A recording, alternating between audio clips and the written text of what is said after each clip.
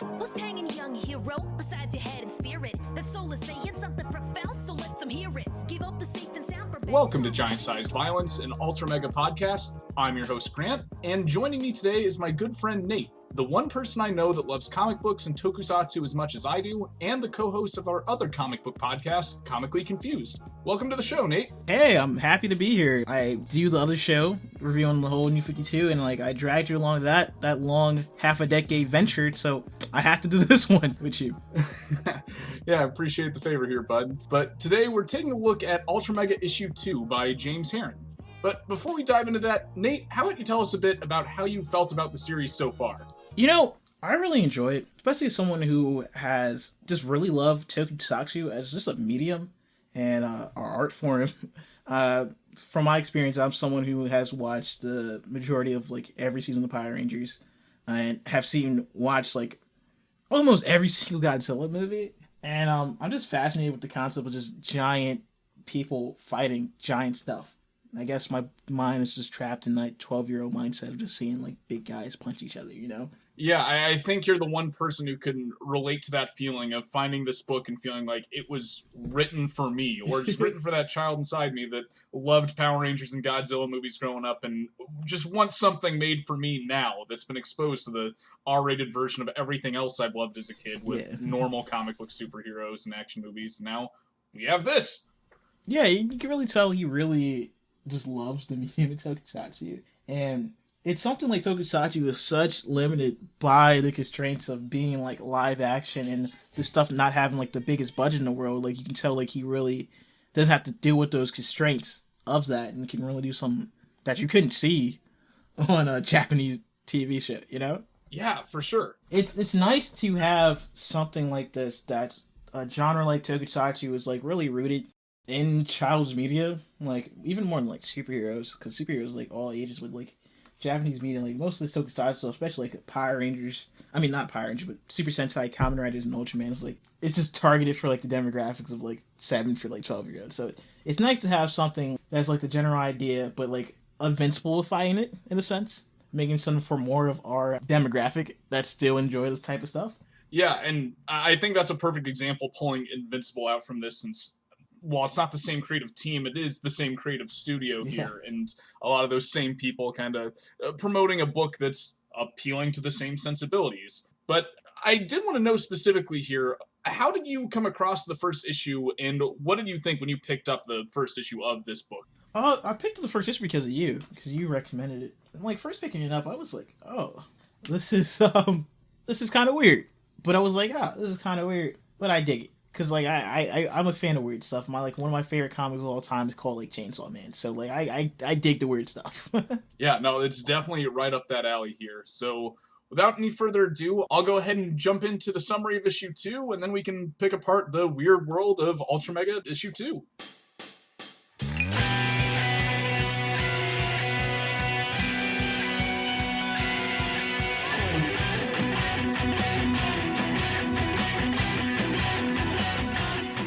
The second issue of the series begins with a brief history of the UltraMega as a species, showing that their cosmic battle with the kaiju has been raging since the beginning of time. We then jump ahead several years to after the events of the first issue, where we see firsthand the apocalyptic wasteland left behind from the UltraMega's final battle. We're reintroduced to our main character, Noah, a teenager using masked drones wearing the symbol of the UltraMega to wage a one-man war against the human followers of the kaiju as the Masked Ultra. We get a glimpse of what life looks like for the humans living outside the walls of civilization, and their tentative coexistence with the adversarial human-sized kaiju and their human followers.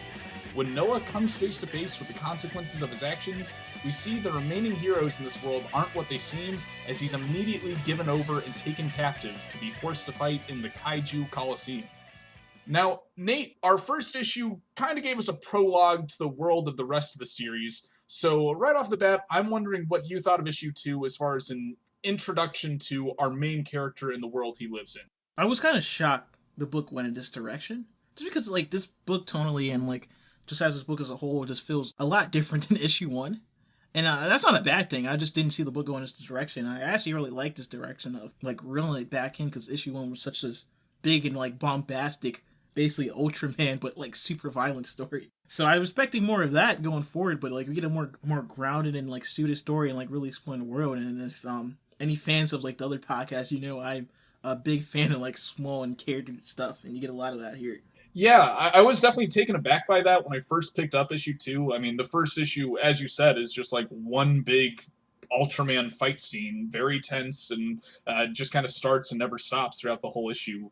Whereas this, I mean, there's certainly excitement and intensity to it, but it's really taking its time to introduce us to the characters and flesh everyone and everything out, show us this world, and I mean, it's not full of ground-shaking violence like the last one was. It seems like we're going to be doing a slow build-up before we get quite that big and intense again. Which I don't mind, because I feel like most good action stories need a little of the roller coaster effect that you can't just be like on top the whole time, you gotta like have peaks and like falls and like rise back up. So I'm kind of happy the book took this direction to just have like a slow down and like a little calm and before we go build back up in the later issues. Yeah, it's definitely going to make me root for the next person that's going to be taking the mantle of UltraMega, which, I mean, I think just going off the covers and after all the build-up in this and the previous issue, we can tell it's going to be Noah, but I like that it's taking its time to get there. Now, starting off with the top of the issue, I wanted to get your thoughts on the kind of Stan Lee, Jack Kirby-esque opening to the book, showing us the origins of the Ultramega and the kaiju they're facing. What do you think of this as far as like an introduction to the literal universe of this book? It's pretty funny because I actually, after watching like a YouTube video on the series, not UltraMega, but Transformers, and like I actually did like started reading the Generation 1 comics, like the comics that came out at the same time was like the original toys in 1984, and I got like a lot of Transformer vibes from this, and, like the battle between like Galvatron, like the planet-sized Transformer, and like Primus, the life of like the basically god all Transformers, with this opening sequence. Really, so that kind of universal world building was present back in the 80s comics of Transformers? Oh yeah, that was like the big thing of like Galvatron being like pure evil and Primus being like pure good, and how the Transformer came from that. Huh. Yeah, I had no idea. I wasn't picking up Transformers vibes at all when I first read this, but now that you mention it, I can see some of that. And I mean, the fact that the Ultramega and the Kaiju both come out of some kind of cosmic cube, I mean, sort of reminiscent of the Allspark. So yeah, I certainly can see the similarities there. Yeah, I'm not the biggest fan of good versus evil type, like playing good versus evil, but this book does it really well, being like they're not literally like they're byproducts of that, but they're not evil or like good, because they both see each other as like a virus, like when they say like the Ultramega is like cancer. Yeah, like you can tell the narrator is trying to frame the story as like the Ultramega are the ultimate good guys and the Kaiju are just a disease, but I feel like the book itself is doing a good job illustrating that these two forces are two sides of the same coin. They're both kind of overcoming people, introducing others to their fight. So I think that's going to be a major theme as this book progresses, is that the Ultramega might not be that great, and we're not exactly better off by having come into contact with them. Yeah, I really just liked the opening. It feels like a lot of like real like old school like science fiction. Yeah, and this great myth and stuff being actually true. I mean, the fight across the cosmos looks like something from like a Jack Kirby Fourth World or Eternals comic. Yeah, definitely Fourth World, and like I got some Thor vibes from it as well. Those like old Thor and like Doctor Strange comics. Like, it's just like this big old like cosmic stuff that just happens. Yeah, and when I discussed the last issue, I talked a lot about how good its opening was at just condensed storytelling, and I feel like this is doing a pretty good job of the same exact thing. Like, each page tells you a lot about the origins of this conflict. Like, page 1 tells you it's existed since the beginning of time. Page 2 and 3 show you that they come from the exact same cube. And then page 5, in a single page, shows you that they've interacted with other races, and the conflict we see on Earth has existed for much more primitive alien species before us.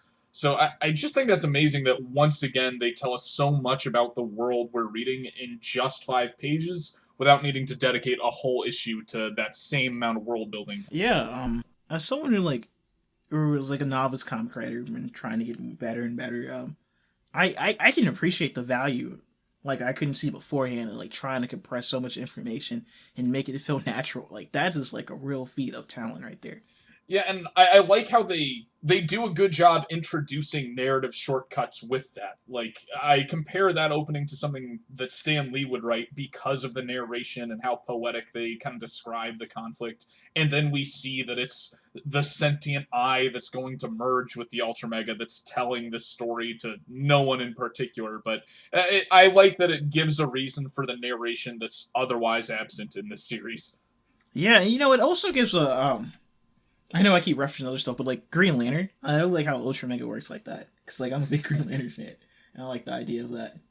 Of like random people being like chosen and like getting picked to have these powers. Yeah, I mean it dates back to so many Golden and Silver Age comic books, as well as the origins of Ultraman. Even like Ultraman as well. Yeah, that's where I was going. Now, speaking of classic tokusatsu character references, when we jump to the present, the first thing we see is Noah fighting as the Masked Ultra. I was kind of curious if you were picking up on this as a possible Kamen Rider homage as well. It's definitely because like that's the like it's part of his name is like probably a homage to like the Masked Rider, like the Saban the like Kamen Rider failed adaptation in America. Yeah, and I believe Kamen Rider just translates to Masked Rider, so it makes sense. Yeah. And I mean, so much of the fight is reminiscent of what we would see on like Saturday morning shows like Power Rangers and other tokusatsu, with him fighting these basic kind of faceless henchmen and them doing a terrible job fighting back. So I love that they just lean into that. He calls them out on their lack of fighting skills, and they just run away from the fight. It felt like watching the Power Rangers fight the putties. Yeah, it's like if Spider-Man fought like the putties. Yeah, what I also like, and my description for those who didn't read the book kind of makes this sound more grand than it actually is. But I love how small scale the fight is and how quickly we see this go south, and that this guy is not the John Wick of the apocalypse. Like, he's got some nice toys, but anyone that has good weapons and skills can take this kid out pretty easily. Yeah, he's basically fighting the Foot Clan from Ninja Turtles movie. He's just punching him like One Punch Man with the big fist. Now, in this fight, we get a lot of world building very quick once again. We're introduced to a recurring villain of the book, Gaara, who's a human just wearing some kind of kaiju-looking mask. And we also see a little bit of Noah's backstory and his traumatic upbringing with this supposed mentor, Seth, giving up his life to save Noah as a child. Yeah, it was a good moment. I really, like, I'm just a fan of, like, slow moments like this, just trying to get to know the character and how his world, and how he, like, his interaction with everyone.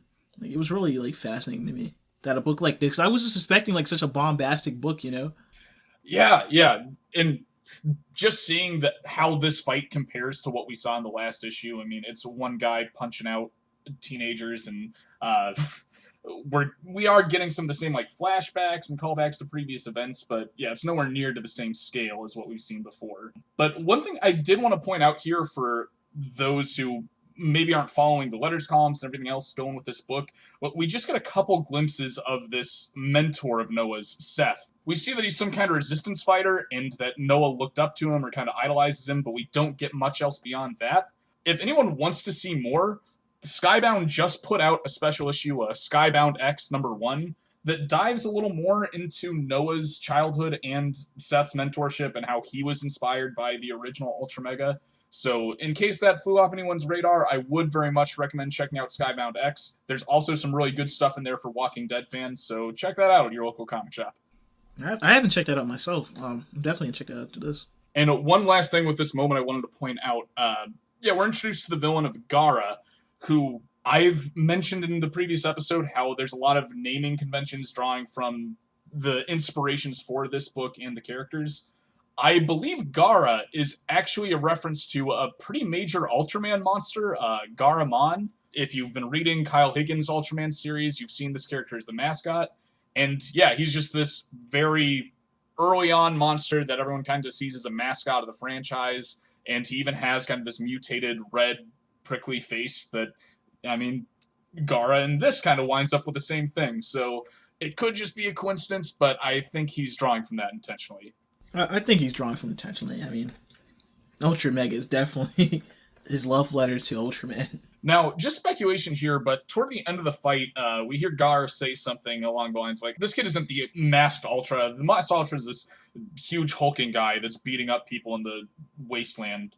This image of the big, muscly version of the masked Ultra, do you think that's a character we'll actually see someday, or do you think that's just kind of playing into the urban legend that Noah's built up around himself? I'm thinking the design seems so unique, so I feel like he might show up. And I'm hoping so too, because this design is definitely the Fist of the North Star guy. If anyone knows, this is old anime called Fist of the North Star, and he looks exactly like this. Yeah, like a karate it's Mad that Max character, Wasteland. Yeah, that's a deep anime pull there. Yeah, it's like everyone knows, seen the clip of this muscular dude from an anime fighting this dude and said you're already dead, and the dude just collapsed with blood. It's definitely this character's inspired by that. You can't tell me otherwise. Yeah, no, I know anime was a big inspiration for this book, and that's a major classic one, so yeah, I didn't catch that reference, but I think you're absolutely right. Yeah, if someone just posted, put these two, designs back next to each other, he has the bandages and everything. I absolutely see it now. It's a good pull. Now, as far as our actual protagonists here, this book gives us a glimpse into what this character looks like in real life, once we see what he's like outside of his VR-controlled masked Ultra robot. So, what do you think of Noah as a main character and what we see of him in this issue? He isn't the original character in this book. He's the rebellious teenager just trying to do hero work. I think he's gonna work well throughout the series, though. But you get enough of his backstory whenever, and seeing his being noble, trying to do what you want to do, be the hero. I get a lot of anime protagonist vibes from him, just the kind of lazy character that also has grand aspirations and just wants to fight. Just that kind of Eren Yeager drive inside him to take on the world or be the great hero that's going to stop the kaiju. And I think that's something that's definitely going to get expanded on as this series progresses. But yeah, maybe not the most original, but definitely a character I can get behind in a story like this. Yeah, definitely work for this book. Now, one thing I really enjoyed about this issue with it, being a little more slow-paced and willing to take its time, is not only do we get this gradual introduction to the characters and Noah's supporting cast with Beth and Clint, the people around his little outpost, I also really love the way they show the rest of the world, or this grand wasteland, as they make their way to this big trading marketplace to get the one supply drop a year that happens for these out in the wasteland. We just get a page or two of this rickety beat up car traversing this Tank Girl meets Judge Dredd comical wasteland, and all the wreckage that we see and how much space is passed between his home and the city really just gives you an idea of the scale and how destroyed this world is and how expansive the wasteland is. This book reminds me a lot, and the background and setting reminds me a lot of Samurai Jack.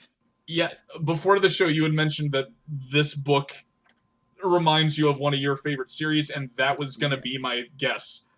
No, it's not Samurai Jack, and that reminds me of this book completely. It's this other show made by the same dude, Symbiotic Titan. It's another giant. It's a mech show, giant mech show made by the same guy who made Samurai Jack. Just because it's giant. It's giant people fighting each other in a monster society, and it has this both this and Samurai Jack and Symbiotic Titan. UltraMega has this nice monster design and world where stuff is pretty it's a contrast between the good parts of the world and the grimy monsteristic places, Right, yeah, we do see that deep contrast here. We get the wasteland and then immediately the jump to the futuristic VR arcade that blows any kind of real life VR out of the water. And I don't know if we get much of a view of what the cities look like in this issue, but we do in the previous and following issues. And it just shows that, the rest of the world is pretty high-tech. I don't know how luxurious it is, or if it's more like cyberpunk, but... it's a blend of, I like to call it rundown cyber city, It's imagine, one of the worst, cities in, United States, but it's the future, Mm-hmm. So it's still up to date. It still has that element of being futuristic, but you can tell it's still not the best place in the world to be at. Yeah, and as far as the visual style goes, what makes this remind me of Tank Girl and Judge Dredd and some of the other kind of gritty, cartoony post-apocalypses is just how much they'll exaggerate the size of things. Like the headset that Noah wears is like jutting 6 feet out of his face, and so like the hammers people are carrying are again just these giant things that like no normal human person could possibly carry. And yeah, just the size of everything is just a little off in a cartoony way, but in at the same time a very charming way that plays into the style of the world. Yeah, the tech in this it's not like, it feels like the future tech, what people thought the future were in like the 80s and 90s, where it's just like bigger the better, Mm-hmm. Compared to now, how you see futuristic stuff is all sleek, and I really enjoy it. I think my favorite little touch of world building here, as soon as they get to the city, we're introduced to the character of Otis, who's just this larger than life kind of folk hero character that Santa has Claus. a giant yeah, he looks like Santa Claus, and I mean kind of acts that way too, like protecting kids, and like he leads the community to some extent, we see, and he's carrying this giant hammer carved from the tooth of the UltraMega, so he's just got this kind of legend surrounding him. And then the first time conflict arises, or like it comes to like, do we protect Noah or do we give him up to save the community, he just immediately gives him up. There's no heroics to the character, and we just see that the heroes of this world are kind of built around lies, or that there aren't heroes in the apocalypse. And I guess what I love about that is just how through this one interesting larger than life character, not only do we see a lot about how this world is formed, we get a pretty good idea of where this world is and how people aren't really even fighting this contingent of kaiju and their human cultists anymore. Yeah, like society basically gave up on like trying to like combat this threat of these kaiju. I do really wonder, like, I believe James Herron had been working on this book for years, according to the letters columns, but like I wonder how much of this is inspired by the coronavirus and the way we've responded to that. I mean, with the kaiju virus itself being introduced in the last issue, and just kind of people giving up the fight here. Like, I'm wondering how much of the real world is bleeding into this book and how much had always been planned to be this way. I don't think this book would hit the same for me if this book came out in like 2019. Because I like, you think it'd be like some hope and stuff left, but like after like this whole COVID thing, like yeah, I can see this happening. Yeah, it feels like a much more real apocalypse now. Just if coronavirus turned people into kaiju instead of jerks, just real world jerks. Like I see this being the way the world takes form. People are gonna be fine with that, So with the end of this issue, we see that, Otis and the community just give up Noah right away when it comes down to a choice of, like, either you turn this guy over or you all die, and we're taking all the food that's supposed to last you through the next year. We find out that, they didn't even need to ask. They knew where this kid was, they knew who he was, and they've already ransacked the little way station that he and Beth have been staying in. Yeah, it was all. I liked it too. They just knew everything. She's just a kid. The book doesn't really try to like set him up as anything more than that, like an overconfident kid. Yeah, I kind of love that. Like, his heroics fail so badly so early on. Like, he's trying to fight this one-man war in the apocalypse, and it's just immediately backfiring on him. And within the same issue, has destroyed his life and the life of those around him. Not only is he getting captured, his friend Beth is as well, and they're all just getting taken away, and their home is destroyed. So I love just the stakes that are given to us here. Like, they try and introduce his little drone war as something that, like, oh yeah, it's like a video game to him. It doesn't mean anything. And no, there are very much stakes to this world, and this kid has kind of ruined the life of everyone around him because of it. Yeah, it doesn't really try to make him as like genius or master strategist or like prodigy or anything. Like, this kid is way over his head, and like you get to that realization fast. Now, I know you and I have both read all 4 issues of UltraMega so far, but kind of going back to when you first read this, what were you feeling at the end of this issue, or where were you kind of thinking the series was taking us from here? I wasn't completely sure.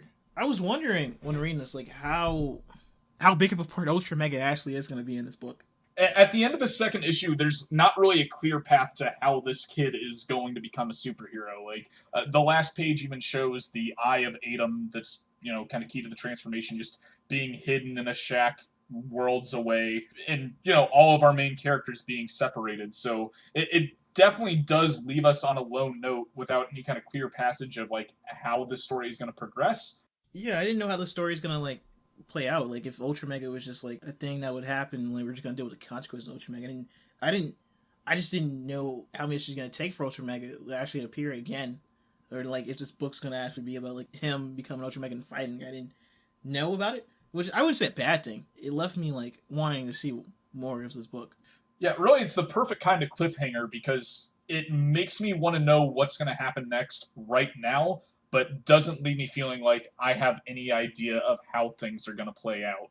And I mean, the preview of the next issue, especially, is just a lot of weird imagery showing like the giant Ultra Mega head on, like the giant mascot Ultra Mega head on top of the kid, weird monsters running in blood, and it's. Even with a preview, I still have no clear idea of what's happening in the next issue, and yeah, it definitely had me coming back for more. Like I was really like hyped to read the next issue, especially how this like issue reveals this big old Ultra Mega fist. Like, oh my god, I love seeing like stuff like that in like media with big characters. Like it's not just a thing like having characters be big; it's like having the like actually seeing like perspective, you know? Yeah, demonstrating the scale, or like having a grounded perspective of the sheer like, size you of know, this. like Godzilla just be big in like a miniature set, but like I think it's really interesting when you like see it from like a point of view of someone like a human-sized person. Like, oh god, these guys are like humongous, you know? Yeah, and it's also a wonderful callback to the first issue because the last thing we see the first Ultra Mega do is like rip out the eye and launch his fist into space. And now we're kind of calling back to that exact moment with a giant fist in the background and the eye not too far from it. So yeah, just an interesting callback that I didn't pick up on until rereading the first issue for our last episode. It really leaves you. I think good comics, especially like monthly comics, should like leave off with notes like this of man, like entice you to want more, you know? And that's like a good image to be like, man, I wonder what's gonna happen next. After reading these first two issues, and I mean, yeah, technically the first four at this point, Nate, how likely would you say you are to actually recommend this series to others? I would recommend it. I don't know if it's the tier yet, especially because it's only been 4 issues. And I like to like have like a full like a trade worth of content before I start recommending. But Pay's like it probably you can already beat that. But I think this book really suits like that niche of like wanting to see like really like cool stuff and wanting to see like these monsters and like people really like Tokusatsu. So I recommend it to those people to read it. Like it fits it like it really fits my little niche of media I like. Yeah, and I think what I liked about this issue too was that it definitely expands on who I can recommend this to. Like, the first issue is very much within the realm of superheroes and giant monster movies that, like, yeah, anyone I know who likes those, I can point them toward this. But now with just such an interesting depiction of a post-apocalypse and introducing all these other sci-fi genre elements from outside of superhero media, I feel like I have a much wider audience I can introduce this to, because I know comic people who don't care about superheroes, but really like Tank Girl, or like Fallout, or any other number of post-apocalyptic media that I think would really enjoy this, especially since it is a new type of apocalypse, since it's from, you know, a giant monster rather than just nuclear bombs or zombies or something else we've seen a million times before. Yeah, this book is like way more easy to recommend compared to, especially because it's just original IP, you know? It's like way interested and easier to recommend this book than like recommend like the Ultraman comic. Like most people know what Ultraman is, so like they probably have like a idea of what they're getting into before even like reading the book. But like UltraMega is just like, yeah, it's based on Ultraman, but it's like its own thing. Like you can read this without even having like knowing what Ultraman is, you know? I hate to say that the process of making this podcast has demonstrated how few people actually know who Ultraman is, even among my superhero-loving friends, so that's why I plan on some of our next episodes diving into who these major characters are that this is taking influence from, because surprisingly a lot of people don't know, but the few who do, it is a very good reference point to explain what this series is to them. Yeah, I don't know how like surprised I am of like people I know in Ultraman, because I know Ultraman before like I seen like Ultraman show or anything, but Ultraman is like pretty niche, you know. It hasn't like had any like American like appearances since forever. I know like the Ultraman looked like, but I didn't know anything about it for like the longest. Yeah, I saw bits of him. Like I got the littlest exposure to him as a kid, and I think the best touchstone we have in America is the book Ready Player One has kind of an extended explanation and reference to him. But like other than that, there's no common media I can point people to explain who that character is. And I think it's like just because I don't know, it was a rumor now. I heard like it was like legal disputes of Ultraman appearing in like American media for like, because like I'm pretty sure Ultraman, like actually say Ultraman was supposed to appear in like the Ready Player One. He appeared in like the Ready Player One book but he didn't appear in the movie. He got replaced with like the Iron Giant, which actually I think might not even be legal reasons. It might just because Iron Giant is more recognizable to people. But yeah, Ultraman as a property it's the least well known between like Super Sentai and Kamen Rider. Yeah, fans of the genre usually have some understanding, or like if you really love Godzilla movies, you probably know who he is. But outside of those niches, not so much. I think it's like the knockoff made by like the same company is kind of no more than Ultraman these days, like Gridman. Yeah, we can thank the anime for that. But tying back to the series here, I kind of final notes as we're wrapping up. From where we are both with this issue and the series as a whole, what do you hope to see from this series going forward? I want to see like a whole bunch of UltraMegas. I want to see how like far he's knowledge on like Ultraman and how he makes different takes on Ultraman with these UltraMegas, even as someone who doesn't know Ultraman that well. Yeah, I've been doing a lot of research into the character of Ultraman for the sake of this podcast, as well as the genre as a whole, so I'm kind of in the same boat as far as wanting to see some of those wilder takes on the character being kind of mirrored in this book, as well as some of the other major characters, like that appearance of the huge Fist of the North Star looking masked Ultra really makes me hope we see some more plays on other Tokusatsu characters. Yeah, I'm curious how far in Tokusatsu realm he's gonna go with this, and it's hard to tell even if we're in like 4 issues, because he's really sticking to like Kaiju theme and like Ultraman. So I'll see how far you get. I'm hoping this lasts like long as Invincible. Yeah, and no, honestly, that'd be a dream come true. I really hope this series gets the same kind of long run that Invincible and other major indie superhero books have gotten. Yeah, agreed. But that'll bring our episode to a close. I'd like to thank Nate for joining us. If you want to hear more of our back and forth, you can check out our other podcast, Comically Confused, where we're covering DC's New 52, as well as other major superhero books like Invincible and Chainsaw Man. We'd also like to give a special shout out to @RayDayParade on Instagram for designing our logo, and our editors at The Record Button. If you want to follow us on social media, we're on Facebook as Giant Size Violence and Twitter as @UltraMegaCast. We hope you join us again on our upcoming episodes, where we'll be looking into the later issues of this series so far, as well as some of the movies and shows that this comic draws influence from. Until then, take care, and remember to do your part in preventing the spread of the Kaiju virus. Freedom can't be seen by downcast eyes. So raise your gaze until your death beats on. And shake your fist